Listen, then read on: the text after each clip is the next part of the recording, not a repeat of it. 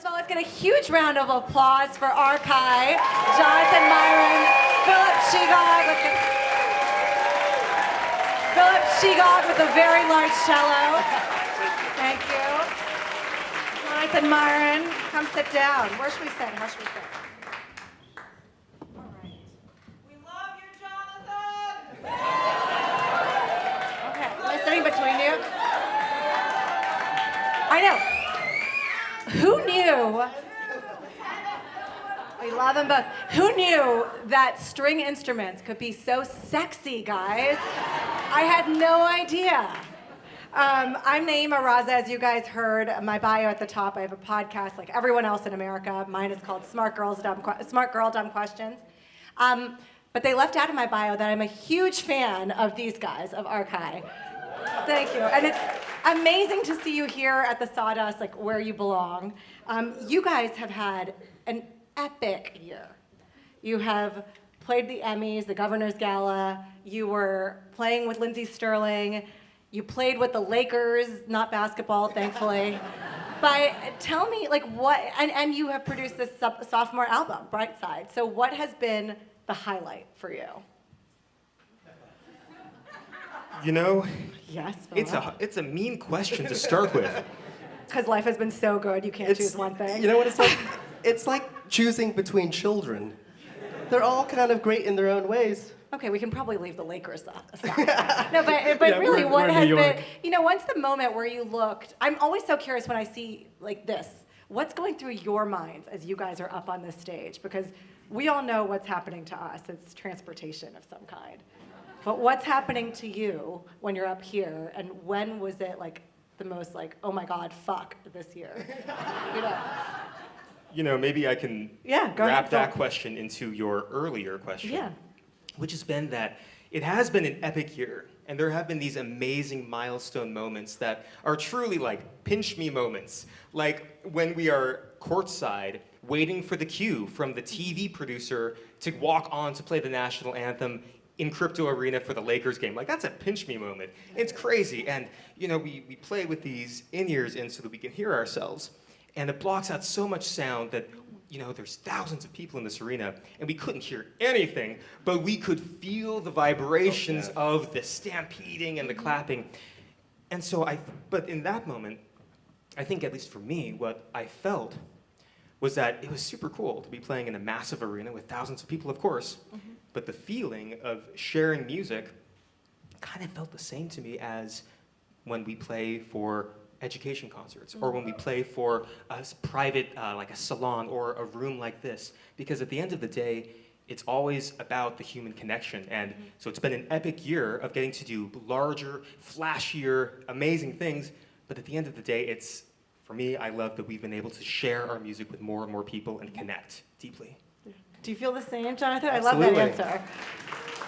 Absolutely. And I didn't know you can't hear us when we're cheering. Why are we cheering? You can't hear us even on this stage? No, we literally just felt the ground shake. It was kind of crazy.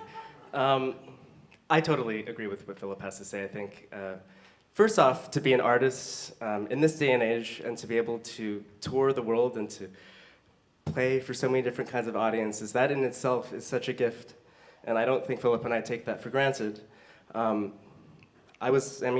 Talk about an oh my God moment. Honestly, just a few minutes ago, just looking out and seeing so many people in this room that have been with us since the start.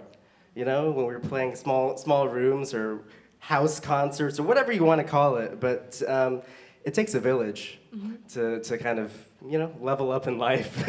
And so thank you all for being here. It really means a lot. Yes. Big thank you to the fans in the crowd, and there will be some audience Q&A after, so I'll leave some time for you guys as well.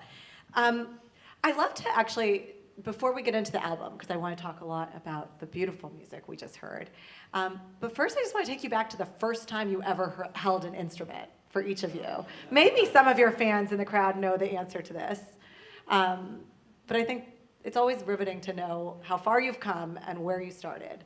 So what was the first time you held an instrument, Jonathan? So the story goes that when I was 3 years old, I had a fascination with the cellist Yo-Yo Ma. And my parents would find me listening and watching Yo-Yo Ma on repeat on the old laser discs that they had back then. Some people, see, now I'm dating myself. But anyways, I demanded to play music. And my parents had a cello made for me. And it was bigger than I was at the time. And so I switched to the little cello, which is the violin. And that's what stuck. Yeah. Stop. Love it. And the cellist of his dreams, Philip. What was the first time you picked that big baby Well, up? you know, Jonathan actually wanted to play the cello. I didn't. And that's the story. So when I was a wee lad of 5 years old, Yeah. that was when I had my musical epiphany moment. And I went to my parents and said, I also want to play music, but I want to play the drums. And my parents, in their infinite wisdom, said, no, you aren't. And so my middle sister had already been taking violin lessons, and so she had a colleague who taught in the area, taught the cello, and so a few years later, my parents began a psychological warfare campaign against me to convince me that mom's favorite instrument in the whole world was the cello. And so they took me to my first cello lesson, and it really wasn't something that I was drawn to innately until a couple of years down the road. And so, but I'm so glad that they made that executive decision, and you know, sometimes mother knows best. Actually, all the time. Mother always knows best. Do your parents understand what you do? Because I mean, you went to the Harvard of Music, Juilliard. and My now parents you're here. totally understand what I do. They're in the audience here tonight. They do. Where are they? Let's see them. Oh, hello. You must be so proud, Jonathan's parents. What about you, Philip? Yeah. Are they here? You know, my family, I love them to death. In some ways, though, I always think that they keep my feet on the ground because I'll tell them, yeah, Jonathan and I, a couple years ago, it's like, we had our first, performance in New York, and they're like, that's amazing. And then, this past year, I'm like, well, Jonathan and I were playing at the Lakers, and they're like, that's amazing. And no matter what it is, they've always been infinitely supportive. And See? They know that stage is the same as this stage. That's they why. do. They do. By the way, I want to switch seats with you so I can look at you both at the same time. So let's do that. Because otherwise, I'll keep going back until I hit the back wall. All right. I want to get now into the album a little bit. Brightside. It is such an interesting title for the world we're living in because I just feel like, have you guys seen the news? Everyone's complaining like the world is ending, democracy is dying. I'm not making a political statement here, but it seems like we're in heavy, heavy times. And you guys have chosen for your first album was Crossroads. Your second album is Brightside. So talk about, bringing optimism to this moment. That's exactly right. I think, especially in this day and age, it's so easy to feel so overwhelmed by all that's happening. But at the same time, Brightside is all about looking on the bright side. We actually have so much. Each and every one of us, we have so much. And I think that was a big realization for Philip and I this last year. We have so much, and there's so much to be grateful for, and we should cherish that instead of trying to keep reaching for things that might not be attainable necessarily. It's important to kind of step back and realize what we do have and to use the voices that we have. And in this time, I think especially in light of, as artists, in light of what happened with Jimmy Kimmel and all these other amazing entertainers who've had their voices silenced, both Philip and I realized that we have a lot of power with our voices. We all have power with our voices, and it's time to use that power because it's threatened at this moment. And so through Brightside, we wanted to kind of just embody that entire feeling, that entire journey. It's not just joy all the time, but it is that process of getting to a place where we can look in the mirror and be like, you know what? We are so grateful. We live such a beautiful life. We do what we love, and we are surrounded by so many amazing people. And so why don't we put a little bit more energy into that?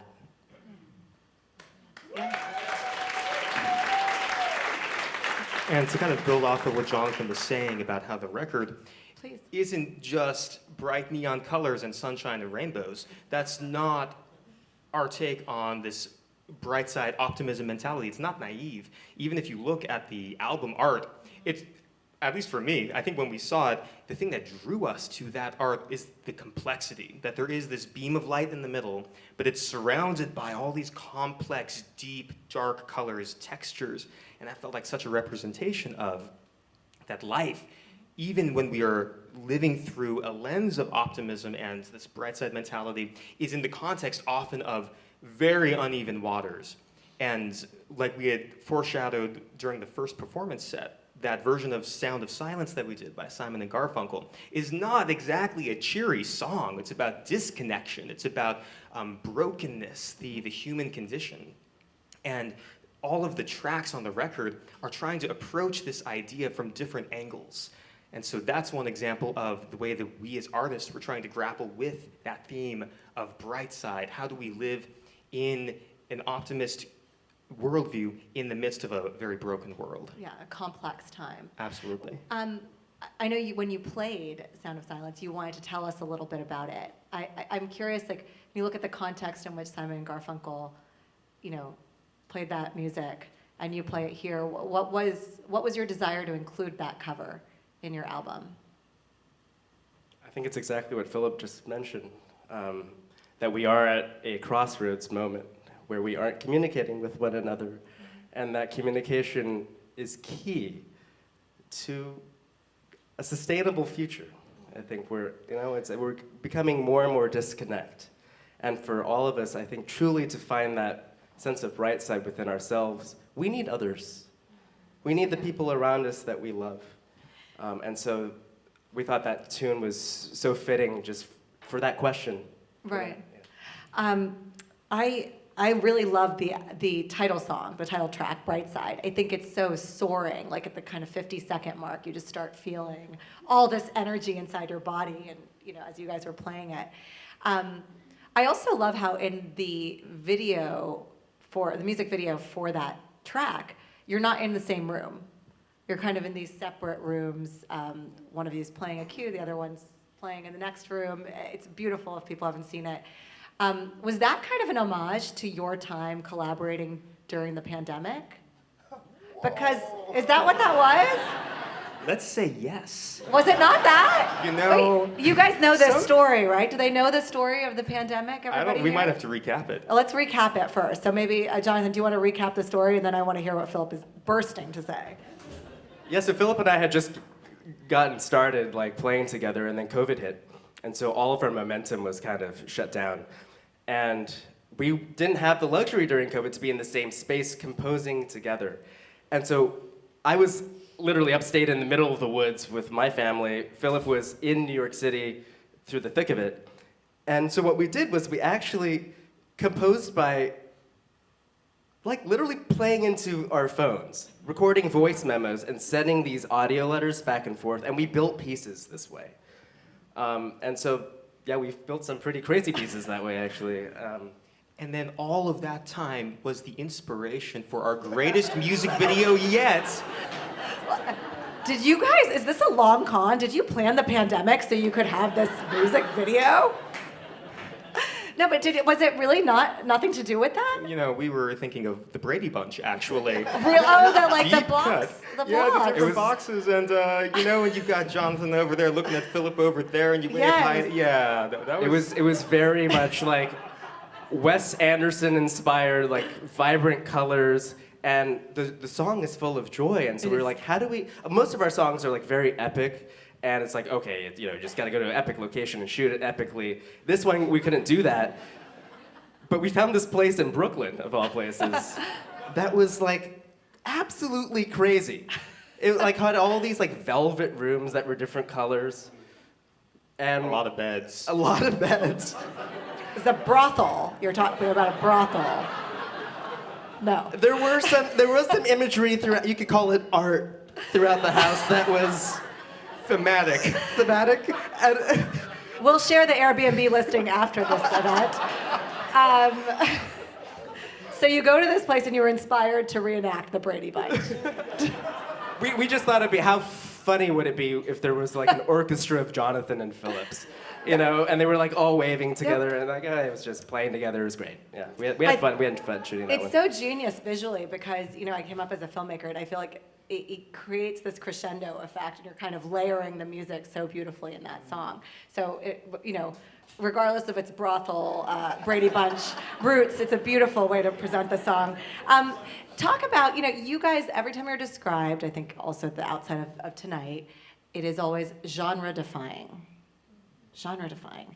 And I think you are. And I also hear that term a lot, genre defying.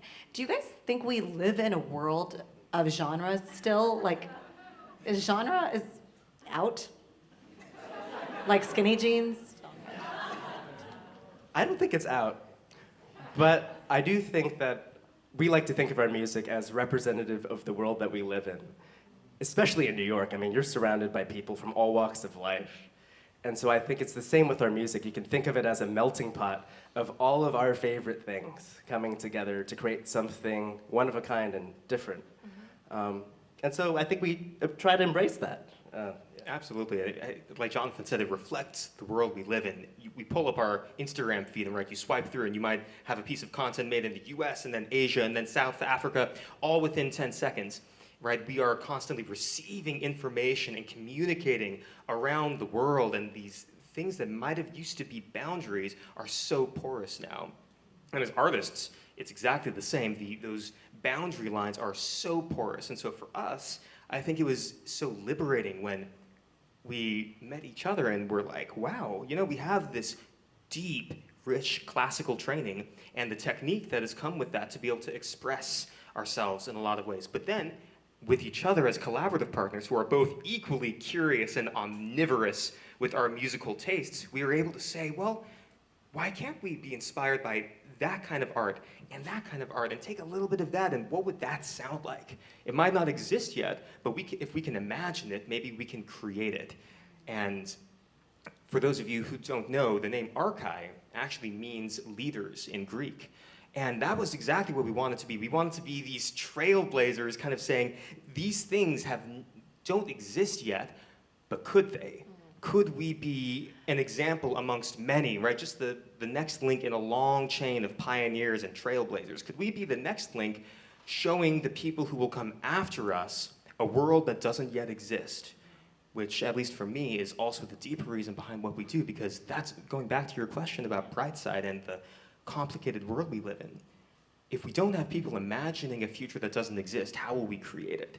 And so the world needs those kinds of visionary people with that optimistic mentality to bring it into existence. Yeah, and I think a lot of your work and your process also comes down to this idea of what you're describing, connection. And I completely feel like the world has never felt more connected, more global, and also more bursting at the seams, wanting to divide, you know? And so it's a real tension of times that we live in, and I love the tension of your music. I am gonna call you out because I don't think ARKAI was like you guys kind of landed on that pretty quickly, right? As a name. Like you had a long list, right? Naeem has done her research. I know. It took us a couple months to come up with that name. And, you know, in order to get good ideas, a lot of the time you have to have a lot of bad ideas. And so we have this doc that is What was the worst idea? Are we allowed to say it? There's some really bad ones. There's some real fans here. They've been here from the beginning. There's a great one. The Hasty Cooks? The Hasty Cooks. I think it was like, we were just like, The Hasty Cooks? It was, that's how bad it was. Inspiring, right? Think about leading the world into a future with the Hasty Cooks. Yes, that's it. Yeah. I would follow them into a kitchen. I think we found that one to be pretty funny and memorable. And memorable. But going back to this idea of this connection, this idea, and you've created this blend of music, very unique, what is being called electroacoustic. Do you like that term for it? Is that the right term for it? It's kind of more of a technical term because it's electric and acoustic. Yeah. And so it's kind of when we're trying to describe to people what the heck this is, electroacoustic at least gets into their minds, okay, it's going to be a little bit of both, but it hasn't felt like that's not the genre. Right. We don't really have a good word for the genre yet. If anyone has any good ideas, we are taking suggestions. Hasty genre Hasty cooks. genre. No. But talk about, I mean, just as a musician, Jonathan, maybe give us a sense of how electronic and acoustic have competed with each other in time, or how the instrumentation or the method competes or merges as you see it, or connects. Very interesting question. I think we like to think of it as the old and the new coming together to create something that hasn't necessarily been done before. Like, for example, our instruments, like Philip's instrument is 111 years old, his cello. My violin was made in the year 1709. So, like, context there is that the instrument is older than the United States of America has been a country. Yet, at the same time, there we are taking these incredible art pieces that have stood the test of time, and we're combining it with synthesizers, percussion, all these tracks, all these things, and playing it in our new way. And I think we like to think of our music as kind of maybe the future of string music, perhaps, right? Where it is this blend, where we embrace technology and tradition, where there is a beautiful synthesis between the two. Because I think amazing things can happen when we bring those things together. Okay, love that. I was going to ask you about your instruments next, but you already scooped me on that. I do love the history of the music, like the newness and the history. Again, coming back to this tension, connection, disconnection, history, newness, laser discs you mentioned earlier before. I have some kind of lightning round of my dumb questions before we open up to the crowd. The first one is, does size really matter between the cello and the violin? Is there actually ever a time where the violin can drown out a cello? If you jack up the microphone loud enough, yeah. No, but really, but what packs a bigger punch if they try? They're different. I mean, the violin you can think of as like the lead singer, so it can like soar. Not that the cello can't soar. The cello has a lot of like body to the sound, and so there's a lot of times when I'm like, Philip, can you give me more body? And Philip's like, well, can I be brighter actually? And so we're trying to like get in each other's worlds a lot of the time. What is that process like, where you're not sitting in a room or sitting far away from each other, sending music notes together? Now that you're collaborating in real life, what does that look like? And how do you guys make decisions when you disagree? Ooh, well, we like to joke that we are each other's work wives. Yes. Because we spend so much time together, and like any close relationship, you get to know the person very well. You get to their preferences, the way that they'll think. You can anticipate how they'll work. And so for us, it has been a process over the years we've been working together of we know each other's tendencies, but we're also able to use that to push the other, right? Because we both also have our strengths. Yeah. And that. Mm-hmm.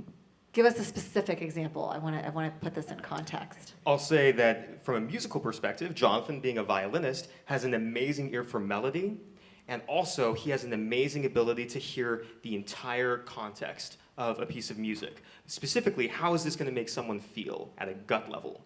I think for myself, being a cellist, we're often the supporters.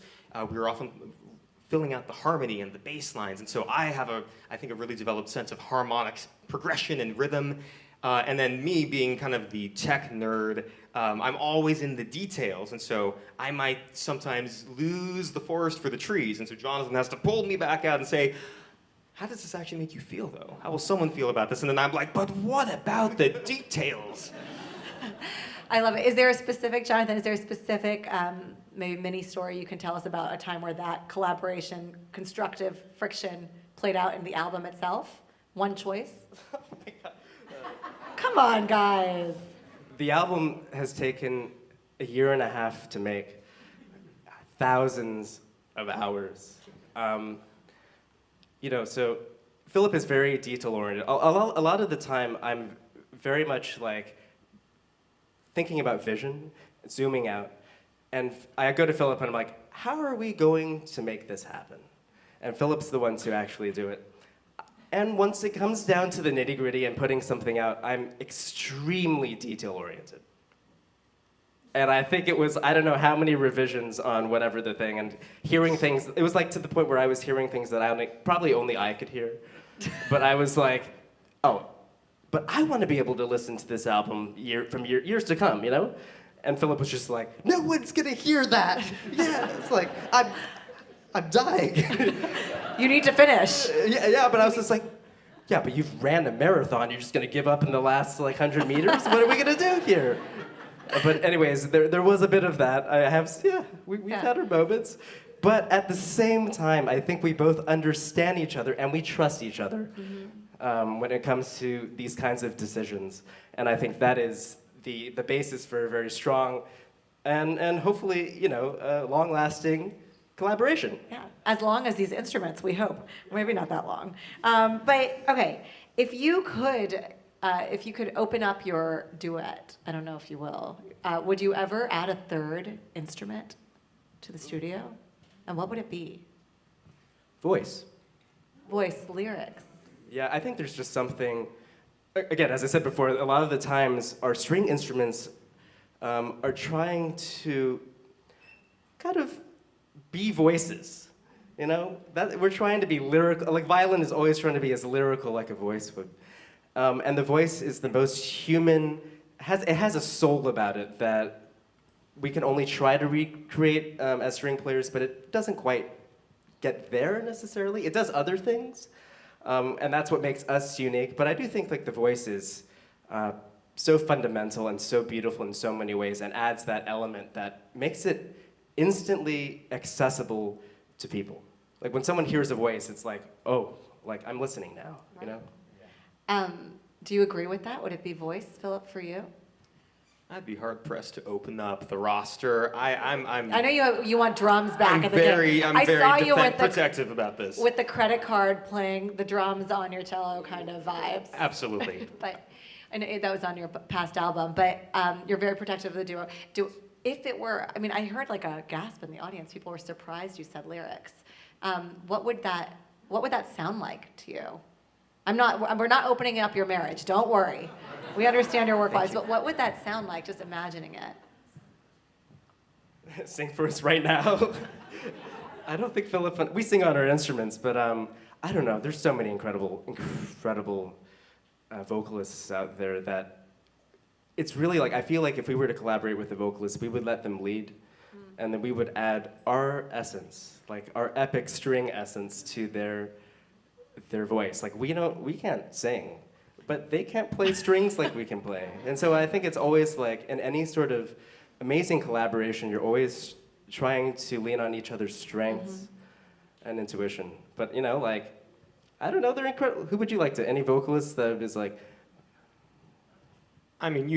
my first always go-to collaborator would be Daft Punk. So I don't know if you can count a robot vocalist as a vocalist. Daft Punk. And they've broken up sadly, but hey, if we could have robot vocals with ARKAI, I think that'd be pretty dope.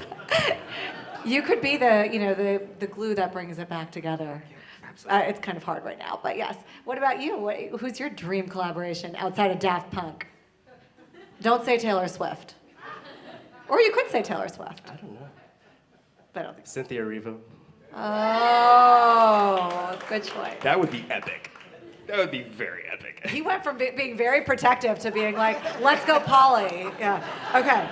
I also want to say, I think one of the things that's really amazing is seeing your audience here. I also see Jonathan. Jonathan's parents are here, but Jonathan and my dentist is also here, randomly. Which he knew you were my dentist, so we're gonna talk about HIPAA after this. But no, I'm teasing. But what I love about seeing this crowd is it is also, as you talk about your music, so diverse, so dynamic. You see people from kind of different age groups, different walks of life. How many people have followed ARKAI here from the jump? Let's see. Raise your hands or your voices. Look at that. Amazing, right? So what a gift your second album is to this crowd, and we can't wait till early 2027 for the Sony third album. But what are you going to leave us with here today, speaking of gifts? So we do have one more piece that we want to share. And we're going to cheat a little bit because it's actually 3 pieces in one piece. This is how we towards the very end of the record. And for this piece, we were inspired again by our classical roots. And one of the amazing things about the Western classical tradition is that the composers built out these forms of music, forms that were sometimes became bigger and bigger because their musical ideas and the musical stories that they were trying to tell got bigger and bigger until there wasn't enough room in a single piece of music to tell the story. And so they put multiple pieces together and strung them together, and that's where we get the form of the symphony, right? And so we think of works like Beethoven's Fifth Symphony that take you on this epic journey that go through so many emotional ups and downs, just like life. And so we wanted to write a symphony of our own. But because we're ARKAI, we called it Symphony X. And so... A bit of a dark name for an album called Brightside, but very yes. mysterious. And so our symphony has 3 parts to it, 3 movements. And it kind of, we wanted to go on that giant journey like any great story or any great film. There's the opening that sets the stage, where the conflict happens, where things break. And then in the second act, where you have to discover where are you going to go from here and how do you find your way to a conclusion and to a triumphant ending. And then we build and we get to that triumphant ending, which is particularly badass, if I do say so myself. I think we really knocked it out of the park with the third part. But we're just so excited to have this piece and to now be able to share it with audiences to go on this epic journey. Well, thank you guys so much. Thank you to the audience for being Thank you so here. much. I can't wait to hear Symphony X. And thank you very much to the GRAMMY Museum for having us here tonight and for recognizing you guys' awesome work, really.